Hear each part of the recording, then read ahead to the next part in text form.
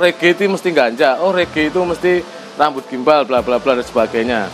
Tapi itu tidak, karena di Indonesia kan ada beberapa hukum yang mengatur tentang marijuana alias ganja.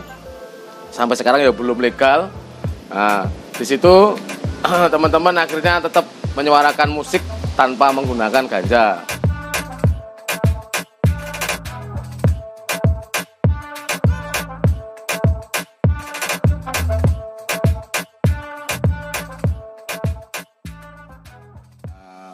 Bicara soal reggae,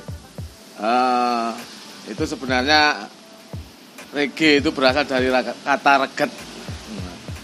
Reget itu sebenarnya kalau bahasa Jamaika berdansa dan menghentak-hentakkan kaki. Nah, itu berasal dari Afrika sana.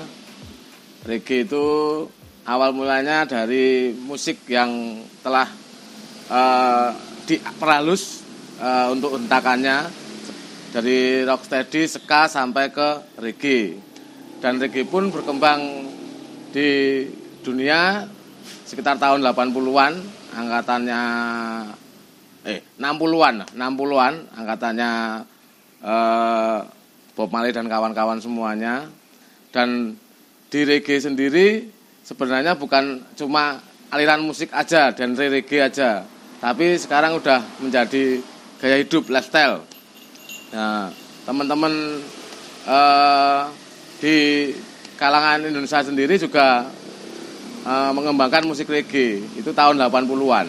Sekitar tahun 80-an berkembang di Indonesia. Nah, kenapa reggae itu identik dengan rambut gimbal, reggae itu dengan anak pantai, dengan hidup santai? Ya, itu karena reggae adalah suatu musik yang menyampaikan pesan kedamaian. Yang dulunya awalnya di Afrika itu juga ada perbudakan.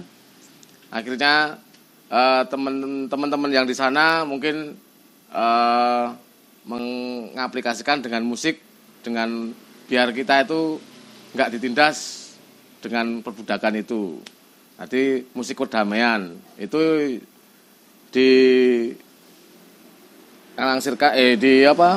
ditenarkan oleh Bob Marley waktu itu. Dan reggae sendiri berkembang di Indonesia tahun 80-an. Terus musik reggae itu awalnya sih sebenarnya identik dengan anak pantai. Mungkin dulu Imanes yang menggaungkan itu dengan hidup santai, nyantai dan rambut gimbal. Dan di reggae pun juga identik dengan marijuana alias ganja. Nah, kenapa? Karena di Afrika sana sendiri ramuan ganja itu sebagai ramuan obat, ramuan kebijaksanaan untuk bertemu Tuhannya. Karena di sana kan dia punya kepercayaan Rastafari. Rastafari sendiri dia menghisap ganja untuk bertemu Tuhannya dan melantunkan seperti solawat lah, itu lirik-lirik yang untuk memuja Jah itu Rastafari, itulah Tuhannya mereka. Nah, di situ berkembang menjadi suatu kepercayaan atau sekte. Nah, di Indonesia sendiri berkembangnya kan jadi image-nya jadinya rambut gimbal bla bla bla dan sebagainya. Tapi itu tidak, karena di Indonesia kan ada beberapa hukum yang mengatur tentang marijuana alias ganja. Sampai sekarang ya belum legal. Nah, di situ teman-teman akhirnya tetap menyuarakan musik tanpa menggunakan ganja. Itu bisa kita menikmati musik santai, rileks. Mungkin itu untuk menyampaikan misi perdamaiannya mereka. Nah, di tahun 80-an ke atas itu mungkin muncul ada Mas Anies, Imanes, Tony Q, Coconutrix dan teman-teman yang lain. Nah, dari masuk ke kalangan anak muda yang bisa menerima reggae itu adalah dulu waktu itu Stephen Coconutrix, Welcome to Paradise itu kan mendunia lagunya. Welcome to Paradise itu lagunya mendunia. Dia menyampaikan juga bahwasanya di situ musik-musik perdamaian, musik-musik kaum bawah yang bisa bermusik menyampaikan suaranya. Itu aja. Nah, reggae sendiri digarisbawahi bahwasanya kenapa kok harus merah kuning hijau ngono lho. Sebenarnya kan kayak lampu merah lampu hijau, tapi sebenarnya ada artinya. Di Afrika sana sebagai hijau itu sebagai kesuburan, tentang tanahnya yang subur dengan hijau, kuning itu kekayaan emasnya, dan merah itu darah semangatnya. Nah, di situ jadi identik dengan reggae.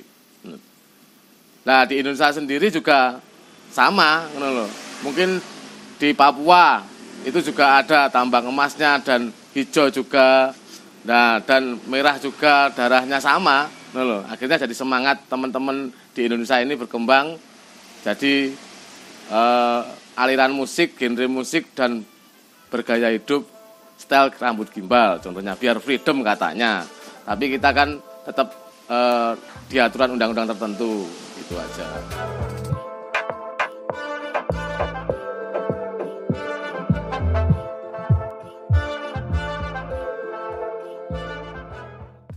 Rambut gimbal sendiri tadi kan identik dengan musik reggae. Di Indonesia berkembang sih sekarang udah menjadi gaya hidup hairstylist lah. Nah, gaya rambut yang baru dari yang dulu ada gondrong, ada muhak, ada pang, ada apa gitu. Nah, di situ sekarang zaman milenial ini masuk sebagai style yang baru, rambut gimbal. Jadi nggak harus reggae, nggak harus gimbal nggak harus reggae. Mungkin banyak teman-teman yang nggak suka reggae, gimbal juga. Nah, di situ sebagai lambang ya mungkin pemberontakan lah, hitungannya biar bebas, biar freedom, biar gimana caranya dia menikmati hidup tanpa ada tekanan. Mungkin rambut gimbal sendiri menurutku ya sebenarnya jelek sih, untuk soal stylenya jelek, tapi kita sendiri mengubah statement orang lain bahwasanya rambut gimbal itu jelek. Enggak harus rambut gimbal itu jelek, karena kan rambut gimbal sendiri dulu aku waktu kenal rambut gimbal itu awalnya tahun 2000-an. Nah, di situ aku dikenalkan sama temanku yang sekarang di Solo. Dia seorang mungkin ya di atasku, dia dulu yang gimbal kakak sleng waktu itu. Akhirnya aku ikut-ikutan dengan gaya hidup mereka. Awalnya kita nggak tahu rambut gimbal. Rambut gimbal sendiri dulu awalnya orang gondrong, terus dikasih malam rambut gimbal, pengen rambut gimbal kan nggak tahu asal mulanya gimana. Taunya orang Afrika bisa berambut gitu. Akhirnya rambut kita kan lurus-lurus. Nah, kita kasih malam, dikasih mandi bir, dikasih putih telur, dikasih lem. Nah, banyak hal. Akhirnya di tahun 90-an 8 ke atas, 90-an 8 lah, 95 ke atas itu sampai 2000 itu muncul dengan hakpen, songket, jarum songket itu. Nah, dari jarum songket itu berkembang semua. Ya karena di tahun itu kan orang rambut gondrong semua. Ya, dulu zaman rock lawas lah. Akhirnya ada rambut gimbal, akhirnya mereka pada mencobanya dan penasaran, akhirnya berkembang. Dulu awalnya saya tahun 2000-an itu gimbal masih sedikit, orang masih menganggap kita tabu. Tapi lama kelamaan sampai sekarang rambut gimbal itu mungkin dibilang karya seni mungkin, atau dibilang hairstylist yang baru atau gimana. Ya, dari rambut gimbal sendiri, saya sendiri sebagai tukang gimbal, kebetulan profesi saya tukang gimbal itu ya dari tahun 2000-an itu sampai sekarang, mungkin hampir 22 tahun aku menggeluti gimbal itu sendiri. Dan akhirnya aku di corona kemarin menemukan mesin gimbal, itu namanya roda deadlock Indonesia. Itu untuk yang awalnya songket yang biasa, sekarang udah pakai mesin, jadi kita lebih cepat untuk pembuatannya dan prosesnya lebih bagus, maksudnya nggak capek lah. Nah, di rambut gimbal sendiri teman-teman datang ke sini untuk eh, bukan hanya untuk merambut gimbal, mendreadlock rambutnya, menggimbal rambutnya, enggak. Mereka terjalin diskusi, terjalin obrolan. Akhirnya beberapa teman rambut gimbal bersepakat kita membuat komunitas. Waktu itu saya kebetulan punya toko Jati Shop. Kita ikut manajemen di situ di Jalan Pasar Kembang waktu itu, sekarang digusur. Dan sekarang udah pindah di Solo. Kita kumpul berkomunitas di situ waktu itu, namanya Sarkem Dreadlock Society.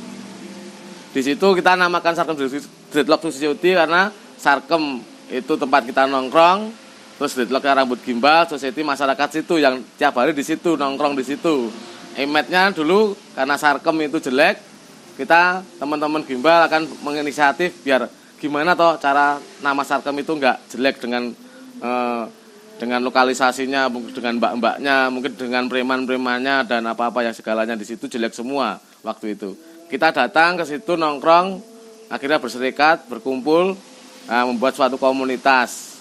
Di komunitas sendiri kita juga nggak rambut gimbal cuma musik-musik, nggak, kita lebih ke kemanusiaan, lebih ke lingkungan hidup dan sebagainya. Karena nggak kemungkinan sih teman-teman yang berambut gimbal itu pelaku musik seni atau enggak. Mungkin ada yang tukang becak, ada yang tukang jahit dan sebagainya. Cuma mereka ketika kita ngumpul sama-sama rambut gimbal, mereka punya misi dan visi sendiri untuk itu. Nah, sekarang di zaman sekarang anak-anak milenial sekarang udah melihat rambut gimbal itu bukan tabu lagi, bukan jelek lagi. Mereka malah seneng, malah lucu, mah keren. Nah, itu berkembang dengan beberapa hairstyle, model rambutnya seperti mohawk, seperti undercut, mungkin rambut gimbal panjang. Cuma kadang-kadang ada yang 3 biji tok, yang penting gimbal gitu juga ada. Di beberapa kota di Indonesia ini kebetulan Jogja yang jadi pionir untuk rambut gimbal, karena mungkin awalnya kan Jogja kan kota pelajar. Nah, di kota pelajar sendiri banyak mahasiswa yang baru untuk penasaran dengan rambut gimbal, akhirnya menemukan tempat gimbal di tempatku. Nah, akhirnya berkumpul itu dan berserikat. Dan mereka juga punya misi sendiri untuk bergimbal itu sendiri. Nah, di rambut gimbal sendiri itu juga enggak kemungkinan enggak keramas, enggak. Mereka harus keramas, karena kalau enggak keramas ya gatel. Jadi ya kacau nanti. Kalau rambut gimbal jijik gini-gini, enggak, kita juga harus keramas. Kita harus memelihara rambut kita. Karena seperti ya kebersihan sebagian dari iman lah. Contohnya gitu, anak-anak itu gitu modelnya. Tapi sekarang udah rambut gimbal itu bukanlah gembel, bukanlah apa kriminal, atau bukan mabuk-mabukan, tukang ganja, enggak. Kita lebih ayolah kita bersinergi bareng dengan rambut gimbal.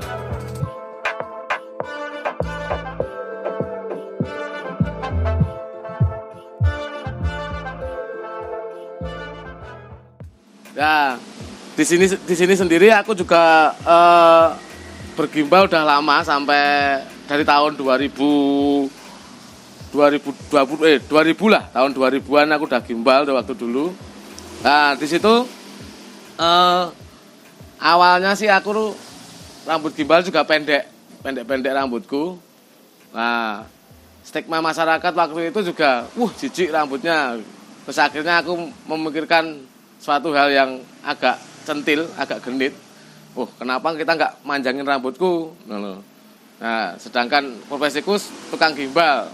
Seharusnya ya gimbal juga karena memberi contoh. Nah, kalau tentara ya cukur pendek gitu, kalau polisi cukur pendek. Kalau aku karena tukang gimbal ya sudah, aku jadi memelihara rambut sampai belasan tahun, mungkin hampir 16 tahun rambut saya yang kayak gini. Nah, 16 tahun ini dipelihara dengan seksama. Nah, di situ akhirnya saya berpikir genit tadi. berarti aku juga aman-aman aja. Orang-orang yang berambut gimbal itu sebenarnya nggak berurusan dengan hukum, karena dia bisa memelihara rambutnya panjang sampai panjang dan dia bersih juga. Berarti mereka juga nggak pernah melanggar hukum. Kalau melanggar hukum dia dipotong, pasti dipotong sama bapak-bapak itu. Akarnya berurusan dengan hukum. Nah, seperti rambut gimbal. Nah, nah rambut gimbal itu sendiri awalnya aku juga ditolak sama beberapa saudaraku, bapak ibuku. Tapi aku sampai sekarang membuktikan bahwasanya rambut gimbal itu bisa bisa buat karyaku, bisa buat bertahan hidupku, karena di situ kita menjadi tukang gimbal tadi.